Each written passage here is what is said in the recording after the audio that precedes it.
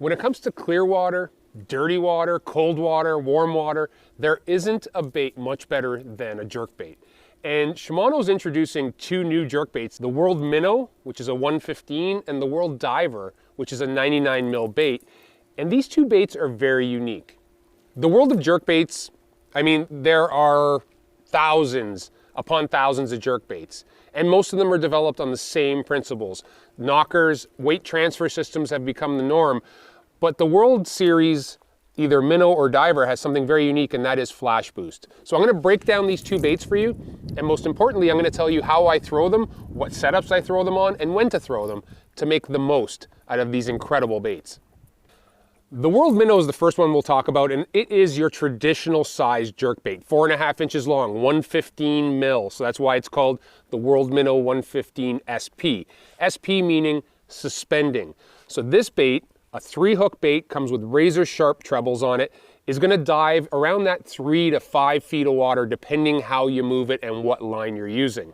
The nice thing, super erratic. Okay, this bait is going to really have a good side-to-side nose digging action, and with Jet Boost, their weight transfer system, it's going to cast a country mile. Now both of these baits, World Minnow, World Diver, both have Jet Boost.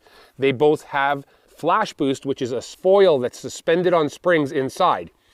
How does this benefit you as an angler? Well, the fact is, with this foil, in clear water situations especially, like what I'm fishing here, is when you fire that bait out, twitch, twitch, and pause, even though the bait stops, you can see that mirror just keeps moving. And that's going to give the bait a lifelike feel for the fish, especially if they're being picky and they're looking at something. This is a bait that's going to just destroy them. The other feature you'll find on the World Series of baits, whether it's World Diver or World Minnow, is some of the colors even come with something called Scale Boost. And it is a holographic scale pattern, very, very lifelike, that is available on certain patterns. Great, great baits, and I've thrown them a lot now. So I want to give you a sense of how I'm throwing them, what setup there is, and everything else. Now, when you compare the two baits, World Minnow, World Diver, you're going to notice right away the difference. It's in that lip. The length of the body is slightly different. This is 115 mil, so 4.5 inch. This is 99 mil, like the name suggests. It's a World Diver 99 SP. So it is actually 3 7/8 inches long. You can tell the difference. Profile and everything else, pretty much the same. The big difference, the lip. 3 to 5 foot diver. I find these ones to go 5 to 8 feet depending on the line you're using, and both have that suspending erratic action. That is super important. All the features I talked about that came in the World Minnow also come in the World Diver. So the Flash Boost, Jet Boost, Scale Boost, premium trebles. The other difference is you go from getting 3 to 2. Okay, 2 trebles on the World Diver, 3 trebles on the World Minnow. The other thing about these two baits is they're available in really great colors that were thought out to cover everything in North America. So whether you're chasing alewife, or you're looking for a pro blue, or you're looking for a gold and silver, or you're looking for straight black with silver, everything is covered no matter the fishery you're fishing. If you're after alewife eaters or shad eaters, or you're after perch or bluegill, you're going to have something that's going to fit right into that category. When it comes to setting yourself up for a great day jerkbait fishing, the rod reel line combo is imperative. I've been doing this a very long time, and I can tell you there is a right way to do jerkbaiting and there is a wrong way, and there's a whole bunch of in between. But the gist of what I'm going to talk about is going to help you, for whatever your setup is, it's going to help you dial it in a little better. When it comes to bait casting, which I really love using bait casting, especially in colder water situations, when the water gets below 55 or 58 degrees, I go to a straight fluorocarbon on a bait caster, and on a rod, I'm using a 7-foot medium power fast action rod. The reason I want medium power is these baits, they weigh in at that 5/8 of an ounce, so the medium power is going to load well. It's going to handle the fish. I mean, a medium power rod can really handle any size fish, but it's more about that fast action tip and the power of the rod. The length is perfect for me. I'm 6 feet tall, so when I'm working that jerkbait, whether I'm working it in a downward cadence, a side-to-side cadence, or an upward cadence, 7 feet does a great job. Good casting distance, good control, and good hook setting and fish fighting power. When I talk about the reel, you can choose to go to a slower gear ratio. I really like going to an XG. This is a Corrado 150 XG, and I've got it spooled up with 14-pound fluorocarbon. The reason I like the 8-to-1 is because when I'm doing stuff like working the bait in cold water situations, sometimes you just don't have to jerk it when the water's super cold. You can use that high gear ratio, that 35 inches of line per handle turn, and do twitch cranks and get that bait to dance and pause. And when the fish eats it and comes at you, you've got a lot of line pickup to come at the fish, to catch up to them, to get the hooks into them, to fight them. It's just a better system. So for me, 7-foot medium power, fast action, a high-speed gear ratio bait caster, 14-pound fluorocarbon, and you're all set on the bait casting side. But when the water's above 55 degrees, I completely change my mind on that, and I go to a spinning setup.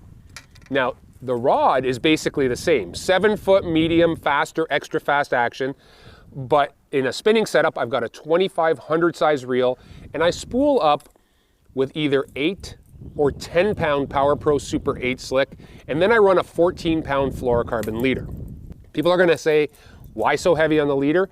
The reason I want that heavier leader is because it's stiff enough that when you're jerking this bait really aggressively, which I tend to do with braided line, the fluorocarbon being 14-pound is stiff enough that it runs forward with the bait. Rather than if you were tying braid directly to the lure, your bait could actually overrun the braid and then it gets caught in the split rings and the treble hooks, and it's pretty inefficient. So what are the benefits when you're fishing to use spinning? Spinning, you're gonna be able to cast a lot further, especially if you're using 8 and 10-pound braid. But the other thing is, when the water warms up and gets into the high 50s, 60s, into the 70s, and even the 80s, up here in the north, the fish get super aggressive, and you have to give them a presentation that's erratic and fast moving so they don't have a lot of time to think about it. Because spinning reels have 35 inches of line per handle turn, and because braid has no stretch, it's really gonna make that bait go side to side and have more violent moves when you're working the bait. Even though you're putting the same amount of effort in between bait casting and spinning, the braid is gonna make an erratic, super aggressive approach to jerkbait fishing, which is perfect for triggering clear water fish, whether it's smallmouth or largemouth bass. So the first thing you're gonna notice about Jet Boost is how far it casts, but we're gonna talk about working a jerkbait. Now, traditionally, the downward cadence is what you're gonna wanna see, and what I tell people is when you're working a jerkbait, don't always do one cadence, change it up. And if you're asking what cadence is basically the repetitive motion in which you work the bait. So you could say it's a jerk pause, or double jerk pause, or jerk, jerk, jerk, jerk. Cadence is just a pattern. And the big thing about working a jerkbait, especially like this, is you want to pay attention to what you were doing when you get bit.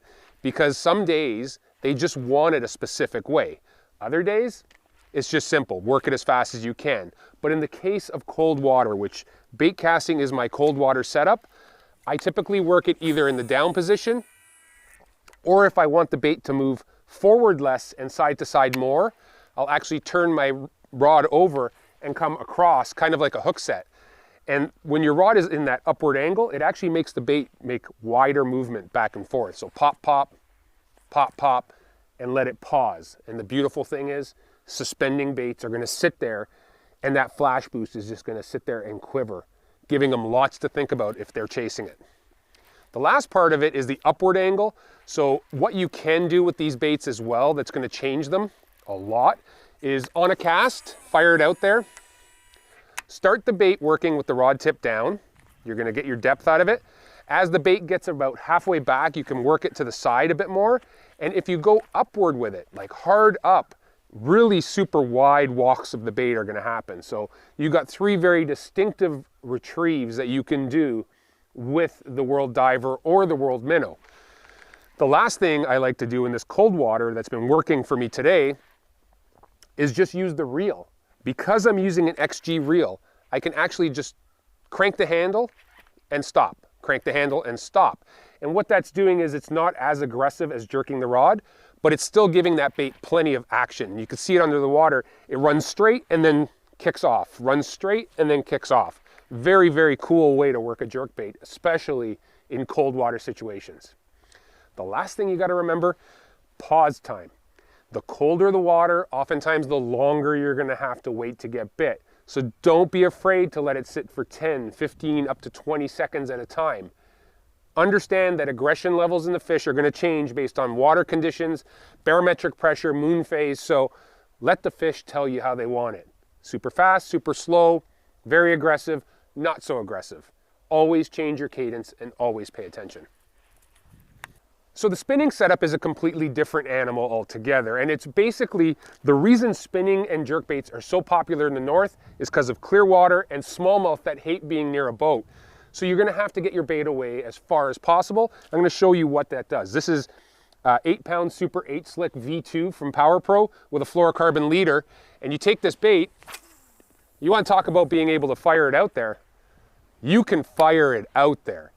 And because that bait is so far away from the boat, the fish are more likely to strike in these clear water situations. If you're bringing that fish all the way into the boat, as soon as they see the boat, a lot of times they're going to shy off and go negative or neutral on you. This, because of the long cast, gives me lots of time to work this bait back.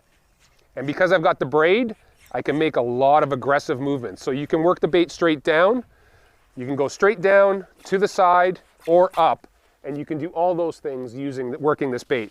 And braid just makes everything a lot more aggressive, a lot more erratic than you would if you were using straight fluorocarbon. There is definitely a time and place for both spinning and bait casting in my world of jerkbaiting. And if you guys fish warm to cold water, you may want to look at the options of having both as well.